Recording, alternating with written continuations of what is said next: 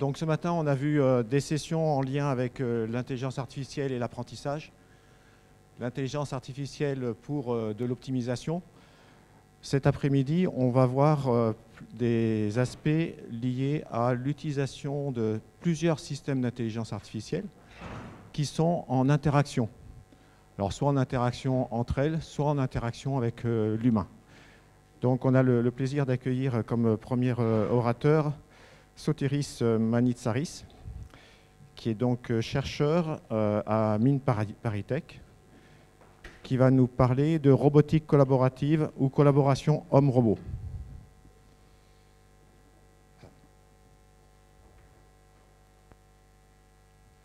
On a un problème de connectique, d'interaction.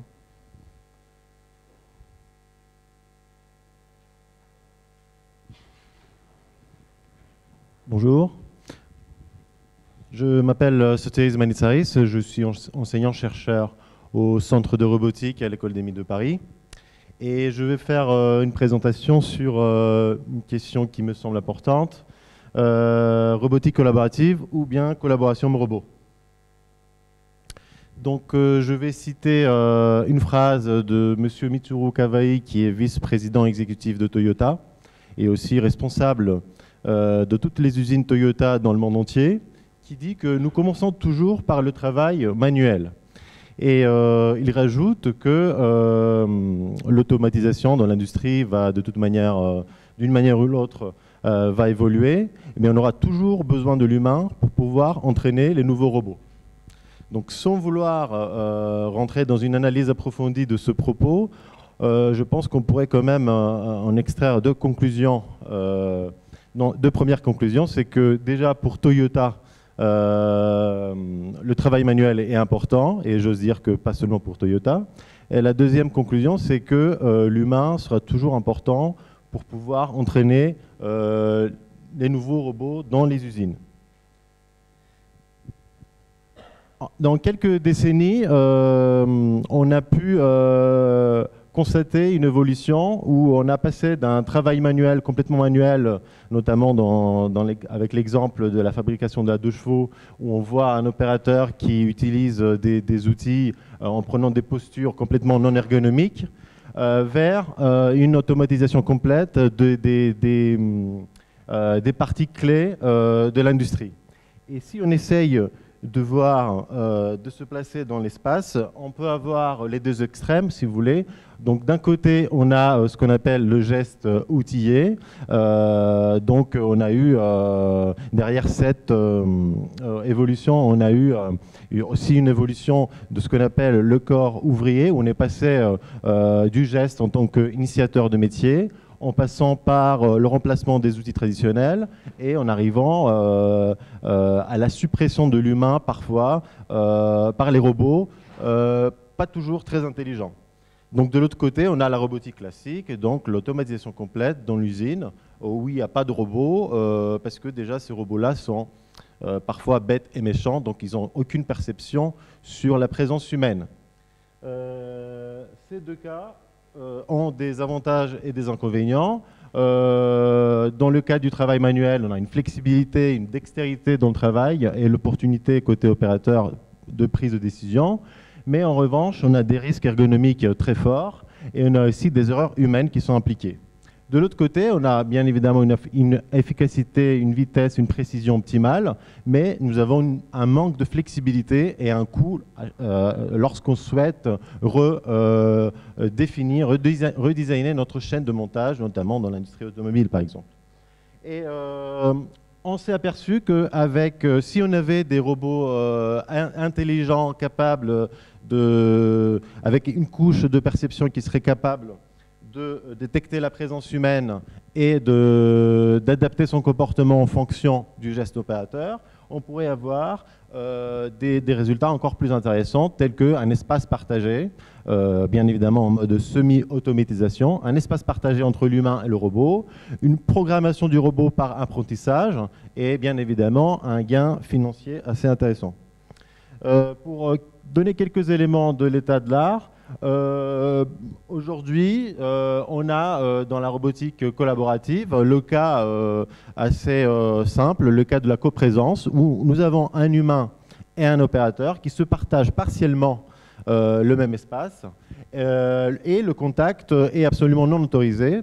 De l'autre côté, enfin, le contact est autorisé uniquement lorsque le robot est arrêté.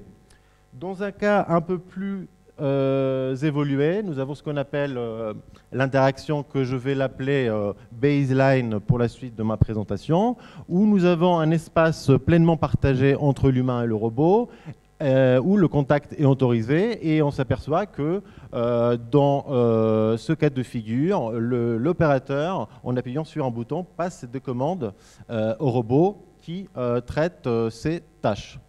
Mais si on prend l'étymologie du terme collaboration, ce n'est pas juste le fait de passer des commandes à notre partenaire, c'est aussi d'anticiper les gestes de notre partenaire, et plus précisément, c'est le fait que le robot puisse aussi anticiper le comportement de l'opérateur et de s'y adapter de manière dynamique.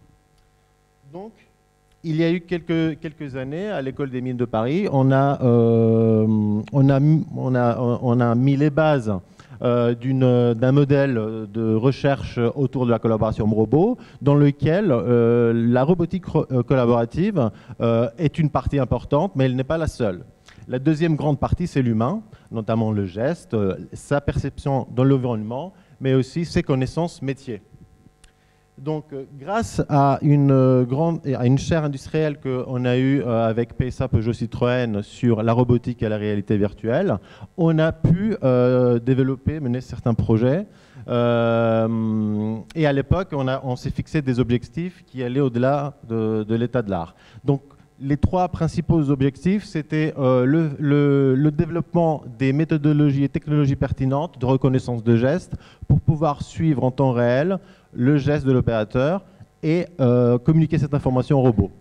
Le deuxième objectif, c'était la collaboration naturelle entre l'homme et le robot, notamment sans être obligé de passer par l'appui d'un bouton pour passer des commandes. Et le troisième objectif, c'était ce qu'on appelle l'adaptabilité constante et un cycle dynamique de production où on dépendrait davantage au rythme du fonctionnement de l'opérateur. Donc, pour donner la big picture de cette méthodologie, elle consiste en 6 étapes plutôt simples. La première partie étant l'utilisation de capteurs, en préférence non intrusifs, pour pouvoir mathématiser certains processus gestuels de l'opérateur. La deuxième étape, c'est l'analyse des données. Troisième étape, extraction des caractéristiques pertinentes issues du signal enregistré par les capteurs. Bien évidemment, une couche très importante, la partie modélisation et tout ce qui est machine learning, deep learning, etc. La reconnaissance précoce et en temps réel du geste opérateur. Et sixième étape, l'interaction avec le robot. Donc, dans le cadre de cette chaire avec PSA, Peugeot, Citroën, on a eu l'occasion de travailler dans deux use cases différents. Le premier étant, le premier s'inscrit dans le cadre de la coprésence entre l'humain et le robot. On a travaillé sur un cas où on avait un convoyeur avec la porte d'une voiture qui défilait. L'humain effectuait ses tâches et après, le robot prenait le relais pour bien positionner certaines pièces sur la porte. Le deuxième cas qui me semble un peu plus intéressant, un peu plus évolué, c'est le cas de ce qu'on appelle le kitting à deux. On peut l'imaginer sous forme on a un banc de travail, d'un côté il y a un robot, de l'autre côté il y a un humain. Le robot apporte des pièces à l'opérateur. Vous voyez ici le vocabulaire de gestes sur lequel on avait travaillé. L'opérateur attrape une pièce à gauche et une pièce à droite, assemble les deux pièces, les vis et les pose dans une boîte. Si on veut aller rentrer un peu plus dans le détail du kitting à deux, je vous présente une pipeline que nous avions développée à l'époque. Donc on a installé une caméra de profondeur au plafond On n'a pas pu utiliser à l'époque, il y avait la caméra Kinect qui était livrée avec une squelettisation, un modèle de squelettisation pré-programmé. Ce n'était pas quelque chose qu'on pourrait utiliser parce qu'on n'était pas dans le cas de figure où on installe une caméra Kinect sur une télé et on fait des gestes nus. Donc là, il a fallu redévelopper une squelettisation avec bien évidemment des modèles mathématiques pour modéliser et appliquer du machine learning pour arriver à avoir une sorte de reconnaissance, une reconnaissance de geste. On a évalué notre système avec 2 critères. Le premier étant le jackknife qui ressemble à la validation croisée. Le deuxième avec le critère 80-20 où on sépare les deux, la base d'apprentissage et la base de reconnaissance de manière aléatoire. Voici quelques résultats qu'on a eus selon les 2 critères. Les chiffres importants, c'est qu'avec le critère jackknife, on a eu pour les gestes isolés un 82% de bon temps de reconnaissance, ce qui est bon pour la recherche peut-être, mais pas suffisant pour l'industrie. Avec le jackknife, avec le 80-20, on a eu un 88% en gestes isolés et jackknife en geste continu, donc en temps réel, 74%.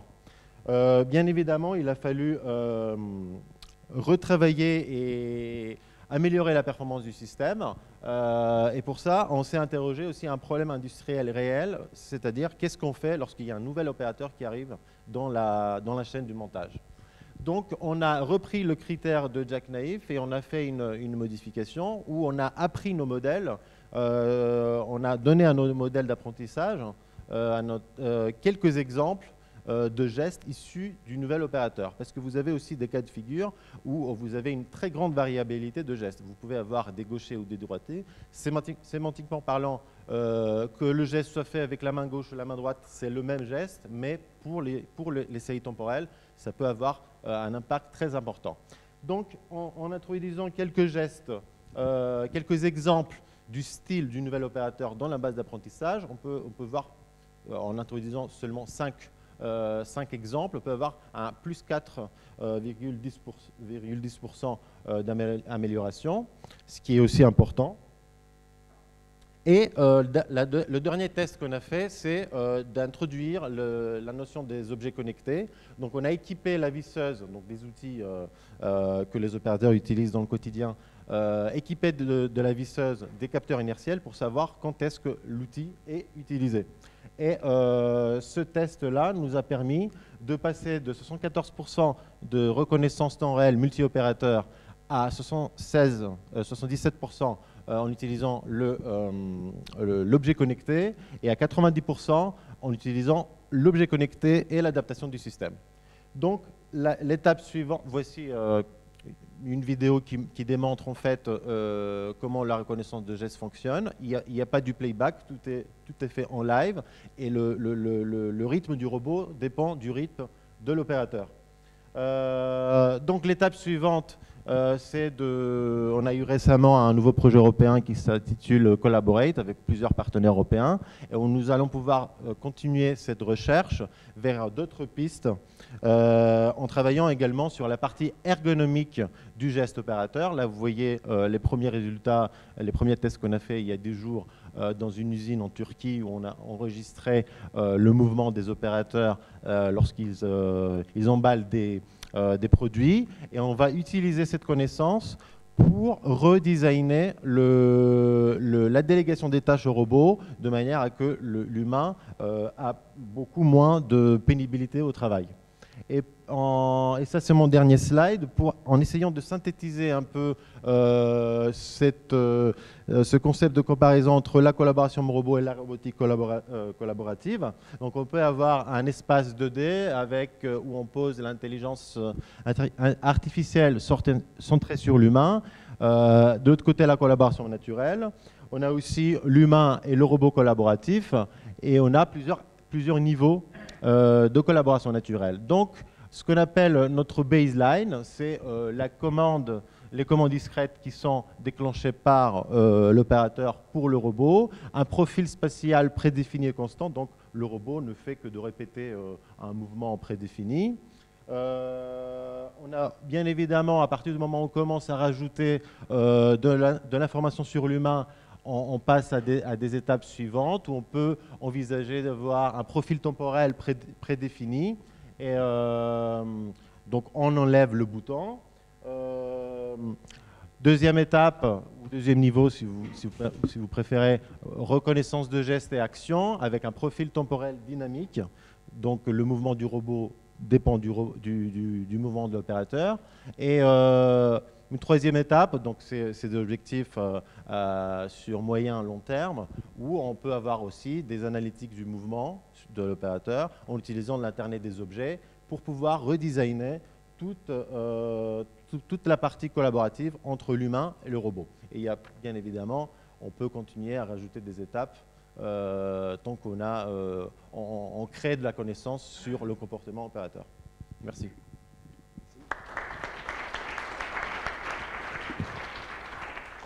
Y a-t-il des questions?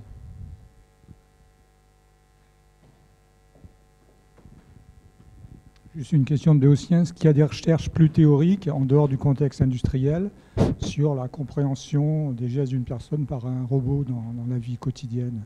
Je ne sais pas, faire une tarte au citron meringuée à deux, par exemple. Où est-ce qu'on en est? Est-ce qu'il y a des études en général là-dessus? Des études en général sur le comportement humain et comment on peut rajouter des couches de perception au robot. Il y en a bien évidemment parce que vous avez cité un exemple, mais on peut aussi citer le domaine de la robotique de service, où on a un robot qui assiste au quotidien une personne de mobilité réduite. Donc oui, le comportement humain, c'est quelque chose d'important pour pouvoir aller au-delà du simple fait d'intégrer des capteurs dans un robot. Il faut que le robot puisse percevoir son environnement et s'y adapter, et pour le bien de l'homme. Donc oui, il y a beaucoup de recherches qui se font de plus en plus dans le domaine. D'autres questions? Oui, bonjour. Philippe Nieto, Société Mobilize. Il y a des productions qui sont beaucoup plus artisanales que par exemple de l'automobile. Disons, imaginons la fabrication d'instruments à vent en cuivre qui demande beaucoup de savoir-faire, où il y a plein d'autres objets comme ça. Et il y aura de plus en plus de productions décentralisées avec l'impression 3D qui auront besoin également de finition que l'impression 3D elle-même ne peut pas faire. Et est-ce que vous pensez que ces systèmes IA peuvent aller très très loin dans l'imitation du geste humain? Ou est-ce qu'il y aura des limites? Merci pour la question. J'ai fait le choix de présenter les résultats de recherche en lien avec la robotique, mais le geste humain est partout. Donc on a eu l'occasion d'avoir d'autres projets européens sur la transmission du patrimoine immatériel, où on a travaillé sur le geste musical, le mouvement dansé, le chant. Ce type d'intelligence vient se rajouter aux machines, si on le souhaite. On peut, mais ce n'est pas obligatoire, c'est-à-dire on peut envisager, à partir du moment où on a créé ce type d'intelligence, d'utiliser ces algorithmes pour faire du support pour la transmission des savoir-faire, par exemple. Donc l'objectif n'est clairement pas d'automatiser des tâches, l'objectif c'est de créer, de doter de l'intelligence aux machines pour pouvoir assister l'humain au quotidien, donc y compris dans la vie professionnelle, les métiers d'art et autres. Merci. D'autres questions? Non, j'en avais une. Vous avez montré essentiellement de la collaboration un homme, un humain, une machine. Est-ce qu'il y a des travaux qui s'intéressent à une machine, plusieurs humains ou l'inverse? Dans le cas du projet Collaborate, donc le nouveau projet européen qu'on a eu à l'école des mines, oui, on est intéressé à des cas de figure où il y a plusieurs opérateurs qui interagissent avec un seul robot. Donc, mais on a mis les bases en testant des hypothèses avec un seul opérateur à la fois. Donc là, on va pouvoir aller au-delà de ça et tester comment le système fonctionne avec plusieurs humains dans la boucle. Merci. Merci. Question. On va s'arrêter là. Donc, du coup, j'appelle l'orateur suivant, qui est donc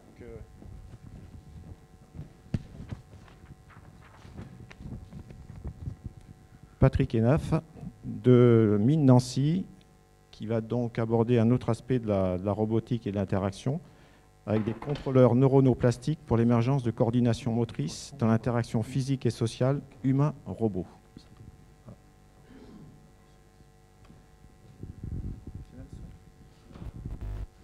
Non, bonne question, oui, ça doit être ça.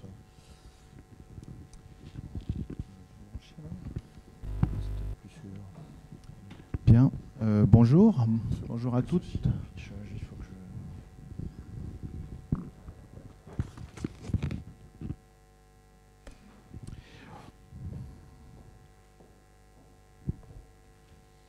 Petit problème d'affichage.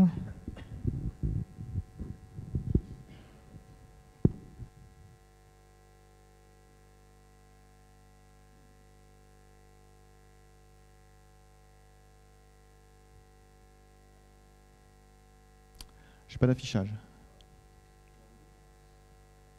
Ben oui, j'ai basculé, mais...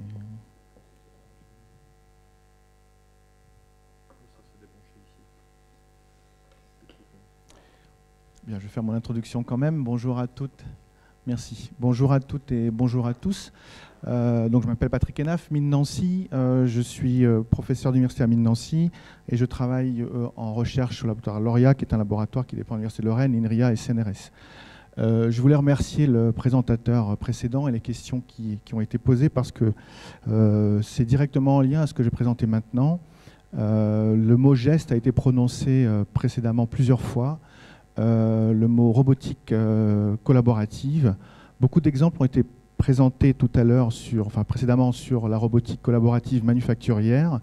Moi, je vais parler plutôt du geste commun et des gestes que l'on fait tous les jours, nous-mêmes, êtres humains, et dès le plus jeune âge, des gestes qui correspondent à des tâches très simples, comme le nettoyage, le brossage, et qui correspondent à des tâches qu'on retrouve dans l'industrie non manufacturière, ou dans des emplois ou des postes de travail qui sont dangereux dus à l'environnement. Alors, le plan de mon travail, de mon exposé rapidement, donc je vais vous présenter quelques notions de base sur le geste humain, des concepts de synchronisation, de coordination motrice. Je vous présenterai ensuite comment on peut s'en inspirer pour proposer des contrôleurs de robots, pour commander des robots qui vont interagir avec l'humain de façon physique ou de façon sociale, c'est-à-dire sans contact. Et puis, je vous présenterai quelques exemples d'expériences que l'on a menées au laboratoire et qui sont pour certaines toujours en cours. Alors, j'ai trop de souris. Alors, je mets ce slide en parallèle de mon introduction parce qu'effectivement, l'intelligence artificielle est issue en grande partie, telle qu'on l'entend maintenant, des neurosciences. On parle de deep learning, de réseaux de neurones. Tout ça, ce sont des méthodes, des techniques qui ont été fondées dans les années 80 à travers les premiers réseaux de neurones type perceptron multicouche et algorithme de rétropropagation du gradient. Ça vient des neurosciences et on a cherché à comprendre comment fonctionnait le cerveau parce qu'on s'est dit que l'humain est quand même quelque chose d'intelligent, on va essayer de s'en inspirer. Dans l'intelligence artificielle ou dans l'intelligence humaine, il y a l'esprit, mais il y a le cerveau qui est le support, le substrat de nos connaissances, mais il y a un autre substrat, c'est le corps. Et le corps est un élément de la communication, notamment lorsqu'on interagit avec l'autre, mais aussi lorsqu'on travaille avec l'autre et lorsqu'on réalise des gestes. Donc, s'inspirer des neurosciences est un moyen de proposer des méthodes de contrôle de robots qui sont novatrices ou qui sont intéressantes dans la mesure où maintenant, beaucoup de robots sont des robots anthropomorphiques, donc qui sont construits pour réaliser des tâches avec l'humain, directement l'interaction physique comme on le voit ici, et anthropomorphiques parce que d'autant plus ces robots intègrent des contrôleurs dits compliants, c'est-à-dire que la raideur d'asservissement, la raideur d'articulation du robot est variable, et donc ces robots peuvent interagir en contact avec l'humain sans aucun danger. Ils sont certifiés, et dans la robotique, c'est une révolution. Dans l'industrie, c'est une révolution aussi, parce qu'on va enlever toutes les protections type réseau de protection des cages de sécurité, etc. Et le robot interagit directement avec l'humain. Alors on peut le faire pour des tâches manufacturières comme on l'a vu précédemment, mais il y a tout un tas de tâches qui sont réalisées par les opérateurs dans des environnements hostiles ou sur des tâches physiques très difficiles, tels que les exemples qui sont présentés ici. Et la plupart de ces gestes-là sont des gestes rythmiques, c'est-à-dire qu'on opère un geste rythmique avec le bras, avec les membres supérieurs, avec un seul membre, avec plusieurs membres. Et la question qu'on se pose, c'est justement, est-ce qu'il n'y a pas moyen de s'inspirer de la façon dont le corps humain fonctionne pour contrôler des robots qui sont conçus à l'image cinématique, à l'image dynamique du corps humain, c'est-à-dire un système anthropomorphique. Donc on va s'intéresser dans cet exposé aux tâches rythmiques, aux mouvements rythmiques, et de voir comment est-ce qu'on peut les comprendre les structures qui gouvernent nos mouvements rythmiques, et comment est-ce qu'on peut les implémenter dans des robots. Alors, il y a tout un tas de classifications. Il y a une classification des mouvements humains, les mouvements acquis, les gestes acquis, les gestes réflexes, les gestes innés, etc., etc. Moi, je m'intéresse uniquement aux gestes rythmiques et aux gestes discrets. Et donc, c'est deux classes de mouvements qu'on peut considérer, mouvement rythmique, mouvement discret. Alors, les mouvements rythmiques, c'est quoi? Quand on marche, vos jambes exécutent un mouvement rythmique qui est automatique, on le sait maintenant depuis longtemps. C'est complètement indépendant du cerveau, et donc vous marchez, vous courez sans avoir besoin de votre cerveau, et on pourrait vous couper une partie de votre cerveau, vous continueriez à marcher quand même, ça a été prouvé chez les animaux. Donc les mouvements rythmiques sont innés ou sont, disons, naturels pour les membres inférieurs, pour les jambes. Ils le sont moins pour les jambes, ils le sont moins pour les pour les membres supérieurs, qui sont eux plutôt dédiés à des gestes discrets, c'est-à-dire qu'on va réaliser des tâches, on va prendre un objet. Mais parfois, les membres supérieurs, comme les bras, ont des mouvements rythmiques. Dans le sport, par exemple, quand on fait du basket, et tout d'un coup un geste discret. Donc il y a un mélange sans cesse de ces gestes rythmiques et de ces gestes discrets, et on suppose que ce sont les mêmes structures neuronales qui gouvernent ces gestes-là, et ces structures sont situées dans la moelle épinière. On parle de structures spinales. Alors donc on peut classer en deux grandes catégories. Pour les membres inférieurs, on va avoir des gestes rythmiques qui sont plutôt non naturels, et pour les membres supérieurs, je recommence ce que je viens de dire. Pour les membres inférieurs, on va avoir des gestes rythmiques qui sont naturels, et pour les membres supérieurs, des gestes rythmiques qui sont non naturels. Et bien sûr, pour les gestes discrets, c'est l'inverse. On va avoir des gestes discrets qui sont non naturels pour les membres inférieurs, pour les jambes, sauf si vous apprenez à jouer au football, et tout le monde n'est pas capable de jouer au football de façon experte et d'avoir des gestes discrets experts. Et donc, les mouvements discrets sont plutôt dédiés pour les membres supérieurs et moins pour les membres inférieurs. Donc, on va s'intéresser plus particulièrement aux mouvements rythmiques dans cet exposé, mais vous verrez qu'à la fin, on peut aller quand même vers les mouvements discrets. Alors, les mouvements rythmiques sont des primitives de mouvements vraiment automatiques que l'on a, et n'importe quel enfant, dès le plus jeune âge, commence à jouer avec son bras, sa main. Quand on nettoie le meuble de la cuisine, on va faire ce geste-là. Ce ne sont pas des gestes qui nécessitent une précision dans les trajectoires, ce sont des gestes qui sont dynamiques et qui réalisent une tâche. D'accord ? Et donc, ce qui est intéressant dans ces gestes-là, c'est qu'ils sont,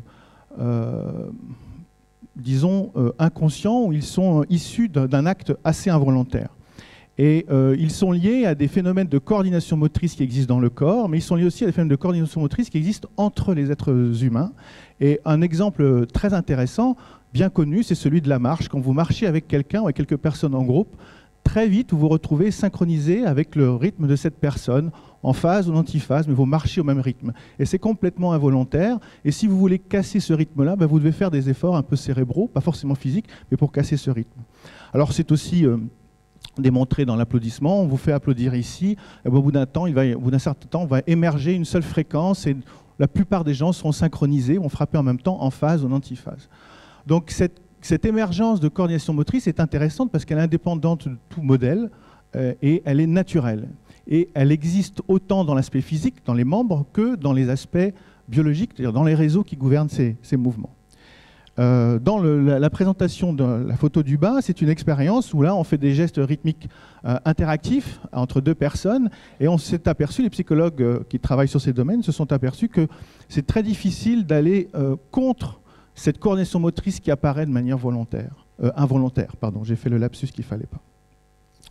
Et donc, ces gestes rythmiques sont innés et émergent automatiquement de cette interaction rythmique entre deux personnes une coordination motrice qui fait qu'on a en fait un seul système qui émerge avec un couplage qui est un couplage dynamique et qui est lié à des phénomènes de synchronisation qu'on va voir maintenant de façon un peu plus précise. Alors l'expérience qui est présentée ici, ce sont deux personnes, ou une personne humaine et un avatar. On peut faire ça aussi avec des avatars virtuels. Bref, deux sujets interagissent en se regardant et agissent manche à balai. Et on s'aperçoit que très vite, les deux personnes vont se retrouver synchronisées en phase ou en antiphase. Donc il y a convergence des deux mouvements, des deux rythmes, et c'est involontaire. D'accord ? Et parmi vous, je pense qu'il y a des gens qui font de la gymnastique plus ou moins rythmique, et quand on met quelqu'un à danser devant un groupe, eh bien, automatiquement, on va se retrouver naturellement en phase ou antiphase avec le prof de gym, mais la plupart des gens seront synchronisés. Alors, ce qui est intéressant, c'est que ces phénomènes-là sont très proches des phénomènes bien connus par les physiciens, qui sont liés aux oscillateurs, et... hop. Moi, j'ai plus le... S'il est là, hop. Donc ce sont des phénomènes d'oscillation très connus. Ici, on est en phase ou en antiphase entre les deux sujets. On peut tracer les trajectoires, bien entendu. On voit les phénomènes d'émergence de phase et d'antiphase. Mais le résultat intéressant à souligner ici, c'est que quand on trace dans un plan qu'on appelle le plan de phase et trajectoire articulaire des personnes, eh bien, on voit que quel que soit le point initial ou l'état initial, la condition initiale de l'expérience, le geste converge vers ce qu'on appelle un cycle limite stable, c'est-à-dire un phénomène dynamique qui est entraîné, qui a trouvé son propre équilibre.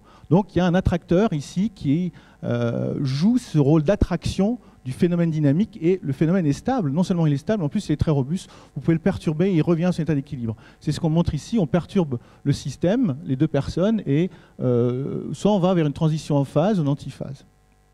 Alors, donc deux personnes qui interagissent comme ça de manière rythmique, avec ou sans contact, on va voir tout à l'heure avec le contact, eh bien, sont équivalentes à un système dynamique couplé ou à des oscillateurs couplés. Alors, je vais baisser le son, pardon, parce que...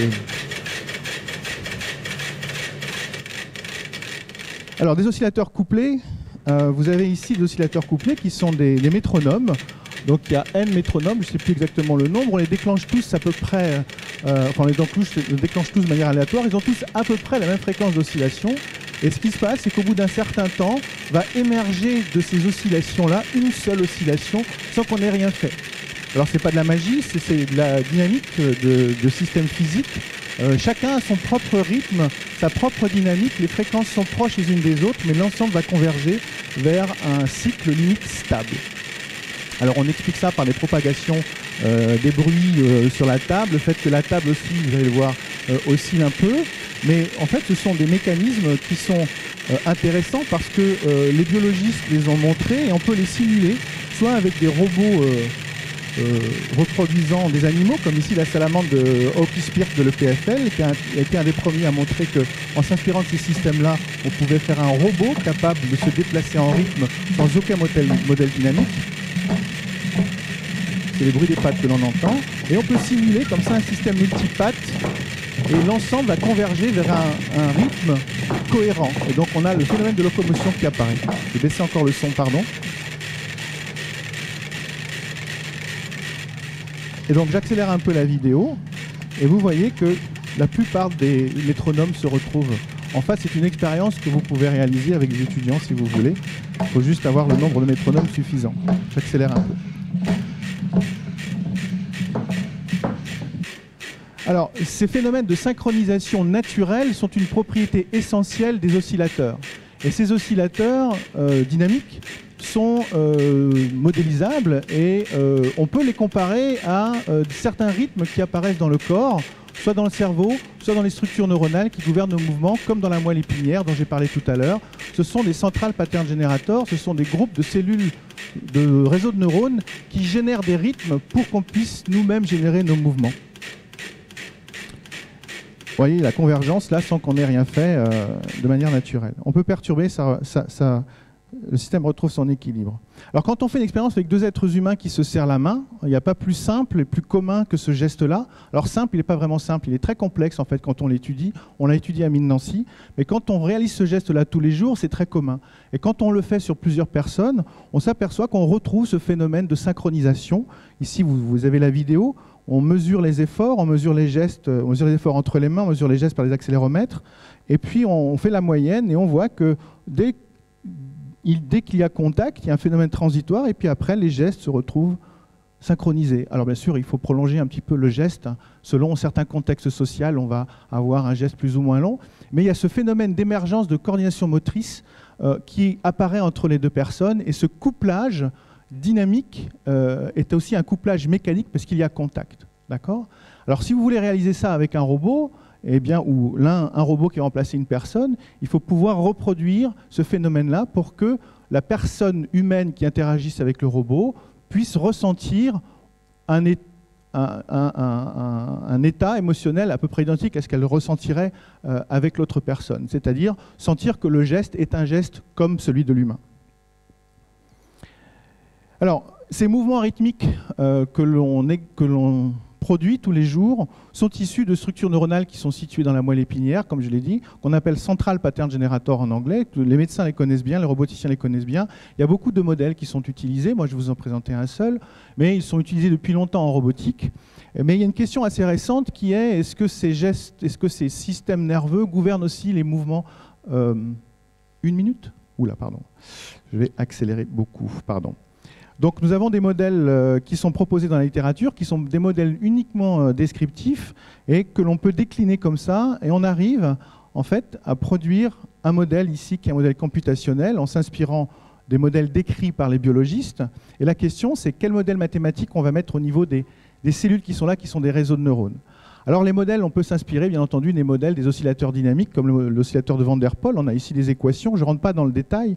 Ce qui est intéressant de comprendre, c'est que quand on reproduit ce modèle de neurones rythmiques, on va avoir un contrôle du système qui est uniquement basé sur un point qui va nous permettre d'avoir des oscillations ou pas d'oscillations ou des réponses amorties.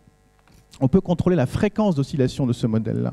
Et donc on peut le coder mathématiquement, on peut le décrire, et on peut implémenter dans ce modèle-là des mécanismes de plasticité, d'où le titre de mon exposé.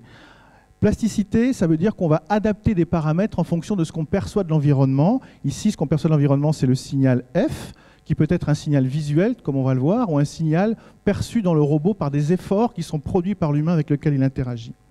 Et donc, on construit comme ça un Central Pattern Generator artificiel, computationnel, qui va nous permettre de commander une articulation du robot. Et l'exemple que je vous présentais concerne le geste du coucou. Pardon, j'accélère. Avec le robot Pepper, on met un CPG dans chaque articulation. Le retour visuel, le retour sensoriel du robot, c'est la perception visuelle qu'il a du geste de la personne qui va faire coucou en face de lui. Donc on récupère le flot optique, on l'utilise comme entrée du CPG. Le sortie du deuxième CPG va commander le CPG du coude.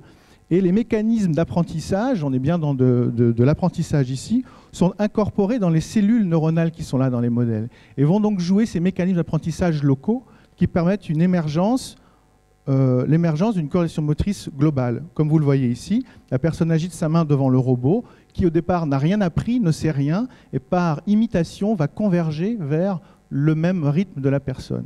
Et quand on change le rythme de la personne, quand elle va accélérer son geste, le robot va aussi accélérer.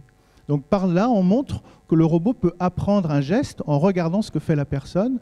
D'accord ? Le geste n'est pas tout à fait identique, mais il est sur le même rythme. OK ? On voit tous les paramètres ici d'adaptation et d'apprentissage. Les phénomènes de synchronisation qui apparaissent ici, que vous voyez quand on change la fréquence ici. Alors on retrouve les cycles limites comme on a vu. Je vais terminer rapidement, merci. Et on peut aller plus loin dans le geste, on peut faire des gestes plus compliqués, plus complexes, disons en 3D, on va faire un cercle, on va faire le geste infini, et vous voyez qu'on commence à construire une architecture où là, le flot optique va être basé sur une perception du geste vertical ou horizontal de l'être humain, et on va pouvoir commander des articulations comme ça. Et ce qui est important de comprendre là-dedans, c'est que l'émergence du geste du robot provient de mécanismes locaux, qui sont des mécanismes inspirés de la plasticité synaptique et neuronale que nous ont décrit les biologistes. Et ces mécanismes-là vont permettre une émergence du geste coordonnée avec l'être humain. Et la dernière question, c'est est-ce qu'on peut faire un geste rythmique ? Est-ce qu'on peut faire un geste discret avec ça ?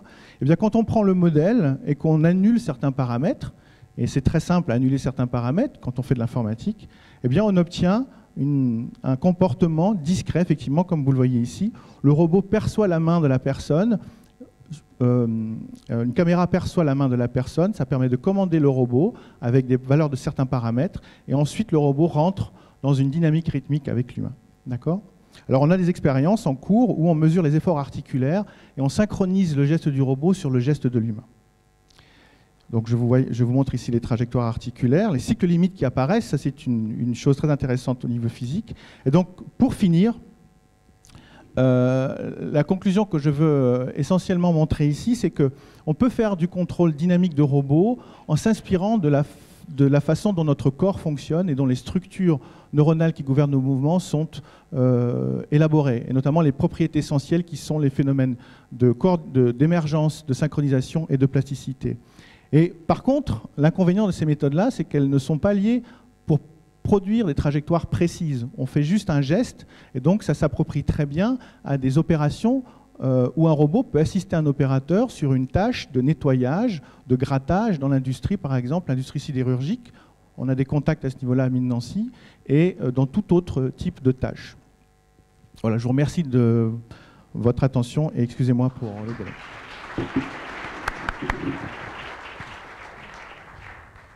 Y a-t-il des questions?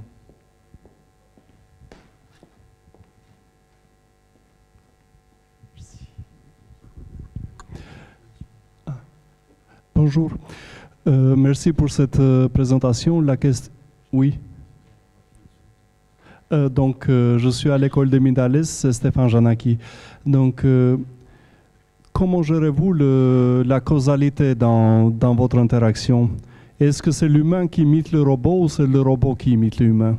Alors c'est une très grande question qui n'est même pas résolue quand deux humains travaillent ensemble. Et on travaille des psychologistes pour ça, on fait des expériences là-dessus. Et on prévoit des expériences justement où on va faire croire à l'humain que c'est le robot qui apprend en le voyant. Parce qu'on peut bloquer la capacité d'apprentissage, on la contrôle parfaitement. Donc on peut très bien la bloquer pendant le phénomène d'interaction. Et là, c'est l'humain qui va converger vers le rythme du robot s'il est stable. Donc on n'a pas réponse à cette question encore, mais c'est une grande question. Et pour l'humain, on se pose cette question-là aussi. Y a-t-il une courte question?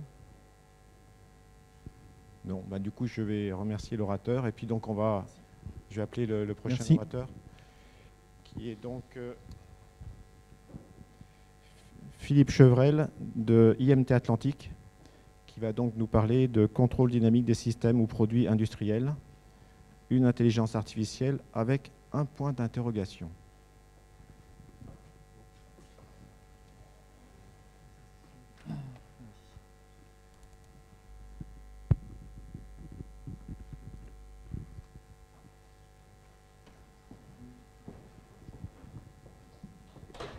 Bien, bonjour, donc Philippe Chevrel de l'IMT Atlantique.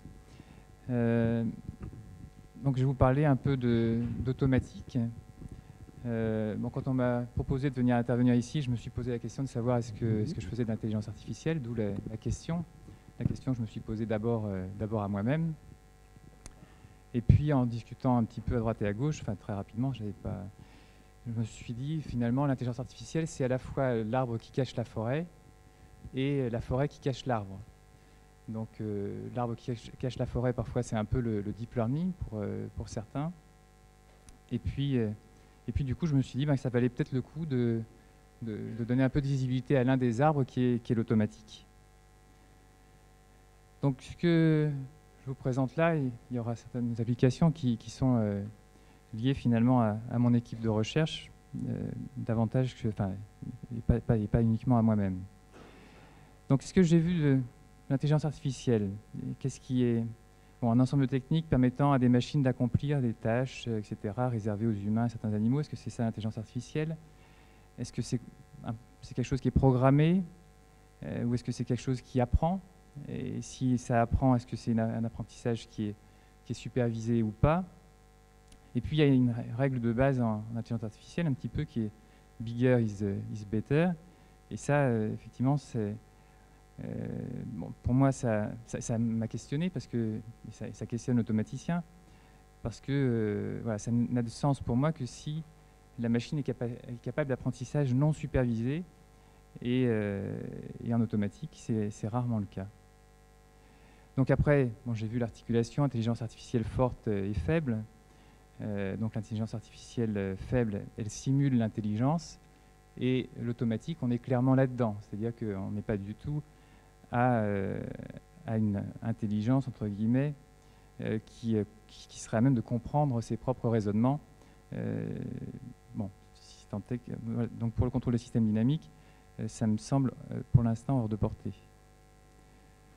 Donc pour un automaticien, l'intelligence artificielle, eh bien son père spirituel, c'est Norbert Wiener, donc qui est le père spirituel qui parlait lui de cybernétique. Donc un ouvrage fameux qui est fondateur, qui s'appelait Science de la communication et du contrôle chez l'animal et dans la machine. Donc Wiener et une équipe de recherche au début des années 40 et pendant la guerre, donc on travaillait sur le développement d'un certain nombre de systèmes, et puis dans les années 50, ça aboutit un petit peu, plus ou moins directement, à la notion de pilote automatique d'avion dans pas mal de compagnies aériennes. Donc là, l'automatique vue par le prisme de l'aéronautique. Donc Wiener d'un côté, Shannon de l'autre sur la théorie de l'information. Traitement purement numérique des big data, donc c'est clairement pas le cas de l'automatique. Donc si c'est ça, donc l'automatique n'est pas de l'intelligence artificielle. Apprentissage supervisé ou par renforcement, là l'automaticien il comprend identification de systèmes dynamiques. Ensuite, l'automaticien il est inquiet lorsqu'il a affaire, enfin il doit l'être en tout cas, à une intelligence artificielle opaque pour les systèmes dynamiques en tout cas. Là, il y a l'importance dans la plupart des cas de disposer de modèles et de simulations pour permettre l'analyse et la garantie de certaines propriétés de différentes natures. Et puis, est-ce que la commande est intelligente ou pas? Intelligent de contrôle, on entend le mot, mais le mot intelligent peut être accolé à pas mal de choses. Et là, je ne sais pas définir ce que c'est qu'un contrôle intelligent. Donc l'automatique.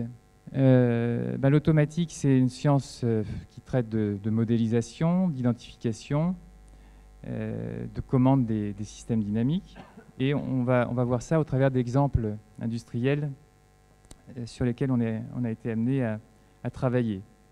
Et donc, elle est fille, si on veut, de la cybernétique d'un certain point de vue. Donc, je parlais de l'équipe de recherche. J'en dirai qu'un mot, c'est juste pour voir que, évidemment, je suis pas. Il y a du monde derrière tout ça. Et puis, je parlerai un petit peu, mais très peu, de deux domaines d'application. Enfin, le premier, donc j'en parlerai peu, c'est sur la partie énergie. Et puis le deuxième, c'est sur la partie véhicules innovants. Mais déjà, pour préciser un petit peu donc l'automatique, et peut-être une particularité, c'est que c'est une particularité. C'est qu'en gros, il faut agir en temps réel. En temps réel, ça ne veut pas dire rapidement ou lentement, ça veut dire de manière conforme à ce qui est aux besoins prescrits. Et donc l'automatique, c'est à l'interface entre la physique d'un côté et l'informatique temps réel. Donc pourquoi est-ce que je dis ça? Eh bien parce que quand on parlait de l'arbre qui cache la forêt, on parlait de réseaux de neurones. Bon, c'est important de voir, et tout le monde en est conscient dans cette salle, mais la variété des outils qu'il faut mettre en œuvre pour construire quelque chose qu'on pourrait appeler une intelligence artificielle. Donc, automatique, science de l'action, voire de la rétroaction, notion de feedback, science des systèmes dynamiques. Mais vous voyez que les outils, justement, eh bien, ça va être des mathématiques appliquées qui vont de l'algèbre à l'optimisation, passant par l'analyse et la géométrie. Donc, et puis, c'est toute la problématique de l'informatique et des systèmes embarqués et de la manière dont on va coder tout ça. Donc, deux mondes, le numérique d'un côté et puis la physique de l'autre. Un objet d'étude qui sont des équations différentielles ou les équations récurrentes. Et finalement, eh bien, c'est un petit peu les caractéristiques de cet objet mathématique qui va structurer les difficultés et finalement les outils qu'on va mettre en œuvre. Donc vous voyez que c'est difficile finalement de résumer en disant je vais utiliser tel ou tel outil. On a des complémentarités au sein de l'équipe, donc une quarantaine de personnes, et puis des partenariats industriels qui vont de Renault à Framatome en passant par Airbus. Bon, je passe. Ce qui nous occupe, c'est de trouver des modèles de complexité juste nécessaires. Donc la notion de modèle dynamique, c'est quelque chose d'important pour nous, et on l'illustrera. Et voilà, ce qui est segmentant, c'est la nature des équations, souvent, qui régissent le modèle du système. Donc voilà des illustrations sur lesquelles on a travaillé. Donc, bon, si vous avez des questions, on pourra revenir sur l'une des images ou une autre. Mon but ne va pas être là l'approfondissement. Donc, je vous dis un mot sur l'énergie, bon, parce qu'on intervient à différents niveaux, que ce soit gestion, production, transport, voire distribution. Celui de la production d'énergie, avec notamment l'exemple de cette collaboration avec Areva devenue Framatome. Bon, là, qu'est-ce qu'on fait nous concrètement? Eh bien, il faut réguler la puissance du réacteur nucléaire, et pour ça, on a différents moyens d'action, comme d'insérer des barres, ajouter du bore, diluer, etc. Et cette problématique-là est questionnée pour permettre un fonctionnement plus flexible et permettre une plus grande intégration des énergies renouvelables. Donc nous, on a travaillé sur ce sujet pour voir finalement comment on pouvait un petit peu dépoussiérer les algorithmes anciens et ce à quoi on pouvait arriver, disons, en se donnant soit de moyens d'action supplémentaires, soit de méthodes un petit peu différentes. Et là, pour vous faire peur un petit peu, voilà, sur la droite de l'écran, les équations qui sont celles qui décrivent un modèle conceptuel pour les systèmes qu'on développe. Mais il faut savoir qu'évidemment, ce sont des équations qui paraissent compliquées comme ça sur le tableau, et j'en conviens, et qui sont très simples en regard de la connaissance de Framatome sur le sujet. Donc Framatome dispose de modèles qui permettent de prédire très précisément le comportement d'un réacteur nucléaire. Mais pour la commande, justement, on a besoin de choses qui sont beaucoup plus simples, modèles conceptuels beaucoup plus simples, et qui vont permettre bien de formuler des problèmes de commande dite robuste et optimisation multi-objectifs. Bon, alors je ne détaille pas ici, mais il y a plusieurs grandeurs à réguler, plusieurs vecteurs d'entrée, des perturbations de différentes natures. Ça, c'est la manière dont on segmente. Et puis, je me dépêche, quitte à revenir sur les diapos après, sur la base de questions, pour passer à un autre domaine d'application, parce que donc on ne traite pas que des équations, et donc sur les véhicules innovants. Donc là, on a pas mal de choses qui vont de l'aéronautique aux véhicules, et je vais me focaliser un petit peu sur la partie véhicules terrestres et routiers en particulier, donc ce qui est un peu en bas de cette diapositive. Donc, j'ai essayé de regarder un petit peu au fil des collaborations qu'on a eues au travers de TESIF, au travers de projets ANR, etc. Et bien finalement, on a contribué sur les différents champs qui sont là, c'est donc rendre les véhicules plus confortables, plus sûrs, moins encombrants, plus autonomes. Ceci à notre petite mesure et bien sûr avec beaucoup d'autres acteurs. Donc plus confortable et économe, bon, il y a la propulsion hybride, il y a l'anti-bruit actif, on pilote les différents haut-parleurs, enfin études en tout cas, de pilotage différents haut-parleurs pour faire des bulles de silence proches de la tête des passagers. C'est en tout cas la cible de Renault à l'époque. Plus sûr au travers d'estimateurs de perte de pression dans les pneus, d'estimation de la distraction du conducteur, fondé sur un modèle dynamique, cybernétique du conducteur. Ça, c'est un projet ANR Virolo++, où il s'agit de modéliser aussi le pilote par un modèle dynamique. Alors, je vous rassure, quand je dis modéliser l'humain, c'est évidemment dans des proportions assez limitées, hein, et plutôt à un niveau opérationnel.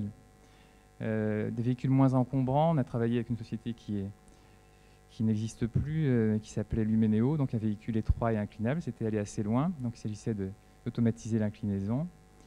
Et puis bien sûr, véhicule autonome avec les différentes aides à la conduite, contrôle longique, contrôle latéral, avec Renault pas mal.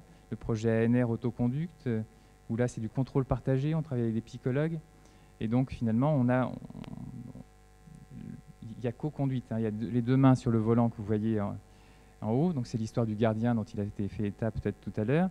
Il y a donc une interface haptique qui est le volant, et grâce au modèle cybernétique que l'on utilise et qu'on a développé, on est capable de prédire les actions à très court terme de l'humain, et grâce à ça, concevoir des assistances qui n'entrent pas en interaction négative avec lui, mais bien qui vont essayer d'agir harmonieusement avec. Alors vous allez me dire, à l'heure du véhicule autonome, c'est un peu tard. En fait, non. Là, pour l'instant, les grands programmes de recherche, justement, s'intéressent, dans le cadre des véhicules autonomes, à la question de la transition manuelle automatique, automatique manuelle. Et là, il faut reprendre la main graduellement pour ne pas être dans une situation trop délicate. Donc, du coup, le contrôle partagé reste une voie très, très intéressante dans ce cadre-là. Donc voilà, je préfère m'arrêter là et puis revenir peut-être sur des diapos d'applications, parce que finalement, c'était sur la variété d'applications que je voulais insister, plus que sur un item particulier, et puis donc donner un peu de visibilité à l'automatique dans le cadre de l'intelligence artificielle en général, cette grande forêt.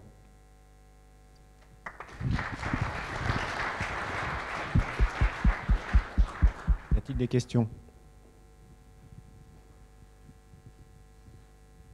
Personne n'a de questions à l'orateur qui nous posait une question lui-même?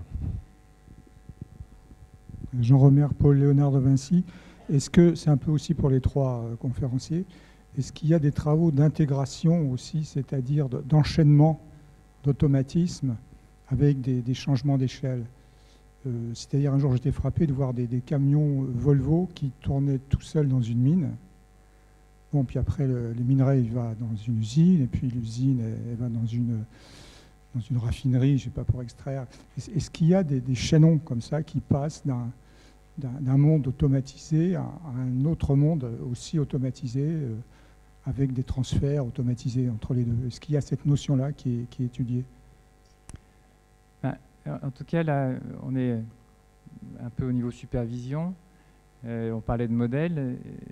Là, j'ai parlé de modèles plutôt régis par des séries temporelles, des équations différentielles. Il y a aussi, il faudrait rajouter les événements discrets, enfin tous les systèmes à événements discrets, où là, c'est des événements qui font qu'on change d'état, si je puis dire. Et donc, on a des collègues qui travaillent sur ce sujet-là. Là, ce qui peut se transférer d'un problème à l'autre, c'est justement les modèles sous-jacents, finalement.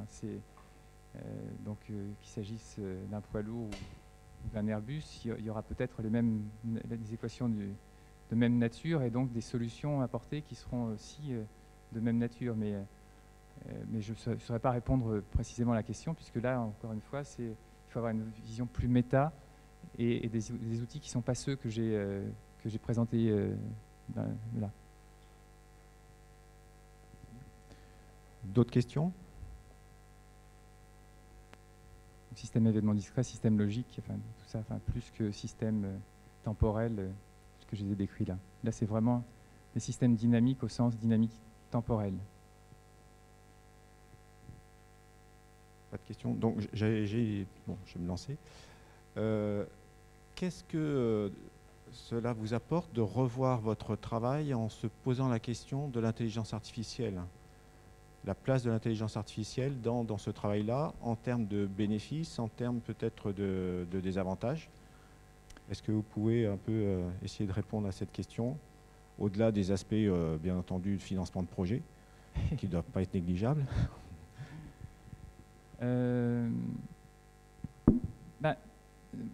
Donc clairement, l'inconvénient et l'intérêt, voilà, simplement le vocable questionne. Donc ça questionne aussi notre discipline sur un item principal pour moi, c'est la question de l'apprentissage. C'est-à-dire qu'on fait des systèmes qui sont intelligents. Alors on dit des fois c'est intelligent parce que c'est faire ce que fait l'humain. Non, là en l'occurrence, on peut faire des choses que l'humain ne sait pas faire. C'est aux mines de Paris, à un moment donné, il y avait Brigitte d'Andrea Novel ou des gens qui avaient travaillé sur un pendule inverse à plusieurs brins. Enfin, bon, l'humain n'est pas forcément capable de maintenir l'équilibre. Donc on peut faire plus, mais toujours avec l'intelligence humaine et puis avec des mathématiques, avec de la physique, etc. Mais voilà, donc la question de l'apprentissage, et ça l'automatique a été secouée déjà dans le passé sur ce sujet-là, on parlait de commande adaptative à l'époque, c'est-à-dire finalement être capable à la fois à travers des mesures de modéliser finalement en temps réel, pourquoi pas par réseau de neurones, et puis à partir du modèle qu'on avait obtenu en temps réel, élaborer en temps réel, enfin élaborer une évolution à l'action, quoi, finalement. Et ça, déjà, on ne sait pas très bien définir non plus ce que c'est que la notion d'adaptation. C'est-à-dire que quand finalement le truc réagit, on a l'impression qu'il s'adapte. Quand il est capable de piloter une centrale alors qu'il y a plein de choses qui changent, on dit qu'il s'adapte. Et en fait, souvent, l'automaticien, il sait que ce n'est pas de l'adaptation au sens le plus profond du terme, quoi. Donc, en tout cas, ça questionne ce champ-là. Il y a une question là-haut. Je veux bien faire un commentaire là-dessus parce que je dirige une équipe où on fait de l'intelligence artificielle, où on interagit beaucoup avec des automaticiens. Et moi, très souvent, ce que j'explique, c'est que on a 3 types de cas où on a envie d'apprendre. Alors, vous allez réagir et me dire si ça vous semble sensé. Le premier, c'est le cas où je connais le modèle physique, sauf que je ne connais pas les paramètres. Donc je sais que telle chose, elle dépend de telle autre par une fonction f. Je connais à peu près la fonction f, sauf que dans la fonction f, il y a des alphas et des bêtas que je ne connais pas. Et ça, j'ai besoin d'aller les trouver. Et ça, c'est typiquement l'identification qu'on trouve dans le contrôle. Après, il y a un deuxième cas un peu plus complexe, qui est je connais la fonction, mais ce qui m'intéresse, c'est pas y égale f de x, mais j'ai y égale f de x1, x2, x3, xn, et c'est x4 que je vais retrouver à partir du y. Et la fonction, je ne sais pas l'inverser. Et là, l'apprentissage, il me permet de construire un réseau de neurones qui finalement approxime la fonction inverse qui va me permettre de trouver x4 à partir des autres. Et puis enfin, il y a le troisième cas, qui est le cas où je sais qu'il y a une dépendance, mais cette dépendance, j'ai aucune idée de comment elle est. Alors l'exemple que je donne toujours, moi, c'est la consommation d'eau dans un village en fonction du temps qu'il fait. On sait que ça joue, qu'il fait plus ou moins chaud, etc. Ça va jouer, mais on n'a aucune idée au départ de ce qu'est cette fonction. Et là, à nouveau, le fait d'utiliser un système d'apprentissage va permettre de construire quelque chose qui va approximer la fonction que je cherche à trouver. Et ça répond aussi à la question que vous aviez au début, la supervisée, non supervisée. La seule chose, c'est qu'à chaque fois qu'on fait ça, il faut qu'on ait suffisamment d'exemples pour que la fonction qu'on apprend soit valide. Et donc, on n'a pas le choix, il faut avoir quand même un minimum. Alors, ça n'a pas besoin d'être very, very big data, mais il faut qu'il y ait un minimum pour que ce qu'on apprend, ça soit statistiquement valable et que le système puisse le trouver dans les données. C'est vrai que nous, on est plus dans l'aspect plus une vision déterministe, et donc pire cas, souvent, pour apporter des garanties. Et oui, non, je suis tout à fait d'accord avec ça.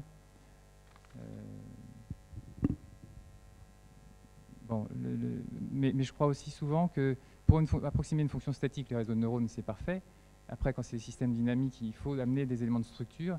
Et ça, souvent, les gens n'ont pas ça en tête, et ça fait perdre beaucoup de temps. Enfin, voilà. Donc l'apprentissage, oui, supervisé, voilà, pour moi, il faut que ça reste supervisé.